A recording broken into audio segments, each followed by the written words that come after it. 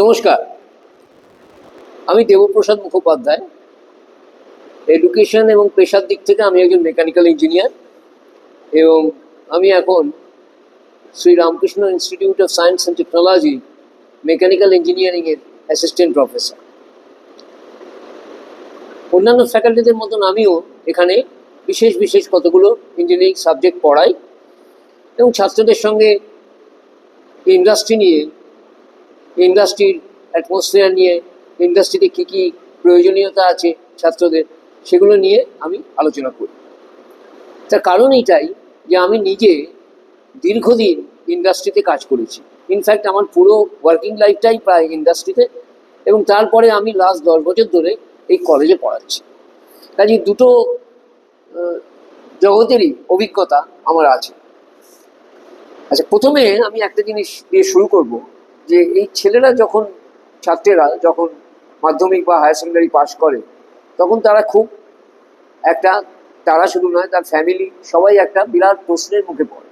সেটা হচ্ছে, এবার আমার নেক্সট কেরিয়ার চয়েসটা কী হবে। এখন আমরা যখন পাস করেছিলাম তখন কেরিয়ার চয়েসটা এর থেকে একটু সহজ ছিল। তার কারণ হচ্ছে কি, তখন অপরচুনিটিস কম ছিল। অপরচুনিটিস কম ছিল বলে চয়েসটাও কম ছিল। যেমন বেশিরভাগটা ক্ষেত্রেই চয়েসটা ছিল হচ্ছে বিটুইন মেডিকেল অ্যান্ড ইঞ্জিনিয়ারিং।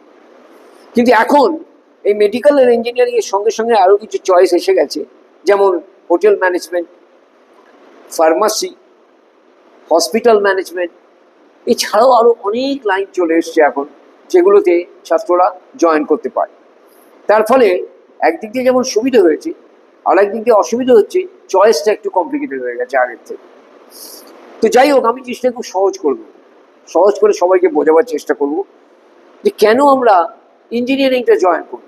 এমন নয় যে আমি ইঞ্জিনিয়ারিং করেছি বলে আমি সবাইকে কনভিন্স করতে চেষ্টা করবো যে তুমি ইঞ্জিনিয়ারিং পড়ো, তুমি ইঞ্জিনিয়ারিং পড়ো, তা নয়। ইঞ্জিনিয়ারিংয়ের কতগুলো স্পেসিফিক অ্যাডভান্টেজ নিয়ে আমি আলোচনা করতে চাই। আমার নিজের জীবনের ঘটনাটা বলি। আমি যখন স্কুলে পড়তাম, যখন আমার স্কুল জীবন প্রায় শেষ হয়ে এসেছে, তখন আমার বাংলার শিক্ষক আমাকে একটা প্রশ্ন করেছিলেন একদিন। উনি আমাকে প্রশ্ন করলেন যে তুমি কি পড়বে। সাধারণত শিক্ষকরা ছাত্রদের কেরিয়ার নিয়ে তো চিন্তিত থাকে, উনি কিন্তু ছিলেন বাংলার শিক্ষক। তো উনি আমাকে প্রশ্ন করলেন যে তুমি কি করবে এরপরে, এই যে স্কুল জীবন তোমার শেষ হতে চলবে, এরপরে তুমি কি করবে। তো আমার মনে আছে আমি স্ট্রেট পরিষ্কার উত্তর দিয়েছিলাম যে আমি ফিজিক্স অনার্স করব। তার কারণ হচ্ছে আমার ফিজিক্স সাবজেক্টটা খুব প্রিয় ছিল, খুব ভালোবাসতাম, একটু বেশি বেশি পড়াশুনো করতাম সাবজেক্টটা, স্ট্রেট ফিজিক্স অনার্স করব। আমার আজও মনে আছে উনি কি উত্তর দিয়েছিলেন। উনি উত্তর দিয়েছিলেন, ফিজিক্স অনার্স খুব ভালো, কোনো সন্দেহ নেই যে খুবই ভালো সাবজেক্ট, উঁচু দরের সাবজেক্ট, কিন্তু এই সাবজেক্টটা পড়াশুনো করার পর তোমাকে জীবনে এস্টাবলিশ হতে হতে মিনিমাম 8 থেকে 10 বছর সময় লাগে। এখন আপনারা সবাই বুঝতে পারছেন কেন উনি বলেছিলেন, কারণ মোটামুটিভাবে এইসব লাইনে পিএইচডি না করা পর্যন্ত তো কোনো একটা টিচিং লাইনে বা কোনো রিসার্চ লাইনে বা পোস্ট ডক্টরাল লাইনে যাওয়া যায় না। আর ইঞ্জিনিয়ারিং সেখানেতে মোটামুটিভাবে পাশ করার সঙ্গে সঙ্গে বা বহু ক্ষেত্রে পাশ করার আগেই একটা এমপ্লয়মেন্ট পাওয়া যায়। তো এই পার্টিকুলার দিক থেকে যদি বিবেচনা করা যায়, তাহলে পরে তো আমার মনে হয় যে কোনো কোর্সের সঙ্গেই ইঞ্জিনিয়ারিং কোর্সের কোনো তুলনা হয় না। এত তাড়াতাড়ি লাইফে এস্টাবলিশড হওয়ার সুযোগ আর কোনো লাইনে নেই। ইভেন যদি আমি মেডিকেল লাইনই ধরি, ওই ঠিক ফিজিক্স অনার্স লাইন বা একাডেমিক লাইনের মতনই মেডিকেল লাইনেও অন্ততপক্ষে 8 বছর সময় লাগবে তোমার এস্টাবলিশ হতে এবং একটা চেম্বার খুলে ডাক্তারদের পেশেন্টের চিকিৎসা করা শুরু করতে। তো এই অন্যান্য যে লাইনগুলো আছে সেগুলো নিয়ে তো আমার এখন ডিটেল আলোচনা করার সময় নেই। হোটেল ম্যানেজমেন্ট বা হসপিটাল ম্যানেজমেন্ট, এই যে নতুন লাইনগুলোতেও কিন্তু খুব তাড়াতাড়ি লাইফে এস্টাবলিশ হওয়া যায়, অস্বীকার করার কোনো উপায় নেই।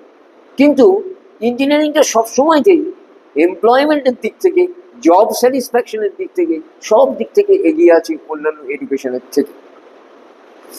তো এখন আমি যদি ইঞ্জিনিয়ারিং এডুকেশন চুজ করি, তাহলে বলতে কতগুলো মেন্টাল সেট আপ আমাকে তৈরি করে নিতে হবে।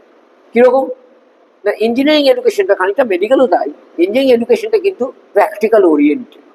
মানে এটা হচ্ছে, এই কোর্সটা তৈরি হয়েছে ইন্ডাস্ট্রির জন্য। আর ইন্ডাস্ট্রি মানেই হচ্ছে কোনো গুডস বা সার্ভিসেস প্রোভাইড করা সোসাইটি। কাজে এর সঙ্গে প্র্যাকটিক্যাল বিরাট সম্পর্ক আছে। সেই জন্য আমাদেরকে প্র্যাকটিক্যাল সেন্সটা তৈরি করতে হবে। প্রত্যেকটা ক্লাস অ্যাটেন্ড করতে হবে, প্রত্যেকটা ল্যাবরেটরি অ্যাটেন্ড করতে হবে, এবং আমাদেরকে নিজেদেরকে যে স্কিলটা যেটা সেই স্কিলটাকে অ্যাচিভ করতে হবে। এটা কিন্তু স্কিল ওরিয়েন্টেড সাবজেক্ট, মনে রাখতে হবে এই কোর্সটা চুজ করার আগে। তো আমরা যে কলেজে আছি সেই কলেজে এরকম ধরনের সেট আপ আছে যে ছেলেদেরকে পড়াশুনো শিখিয়ে তাদেরকে ল্যাব ক্লাসে রীতিমতো ট্রেনিং দিয়ে এবং নানা রকম ইন্ডাস্ট্রিয়াল ভিজিট এই সমস্ত মেথড দিয়ে তাদেরকে তৈরি করে ইন্ডাস্ট্রির জন্য পুরোপুরি প্রস্তুত করে দেওয়া। এছাড়া যেটা আছে সবচেয়ে বড় অ্যাডভান্টেজ সেটা হচ্ছে যে মোটামুটিভাবে একটা ডিপ্লোমা কোর্স যদি 6টা সেমিস্টারে হয়, তাহলে 5th সেমিস্টার থেকেই কিন্তু এখানে কোম্পানিরা, ডিফারেন্ট কোম্পানিরা কলেজে আসে এবং তারা এসে ক্যাম্পাস ইন্টারভিউ করে, এবং সেই ক্যাম্পাস ইন্টারভিউতে বেশিরভাগ ছাত্র 5th সেমিস্টারেই কিন্তু এমপ্লয়মেন্ট পেয়ে যাচ্ছে, এবং কন্টিনিউয়াসলি আমরা লাস্ট 4-5 বছর ধরে দেখছি এটা একভাবে হয়ে যাচ্ছে যে ছেলেরা 5th সেমিস্টারেই চলে যাচ্ছে, এবং তারা ফাইনাল পরীক্ষাটা ওখান থেকে ছুটি দিয়ে, ইন্ডাস্ট্রি থেকে ছুটি নিয়ে তারপরে এসে এখানে দিচ্ছে, দিয়ে তারপরে আবার ফেরত চলে গিয়ে কাজে জয়েন করে যাচ্ছে।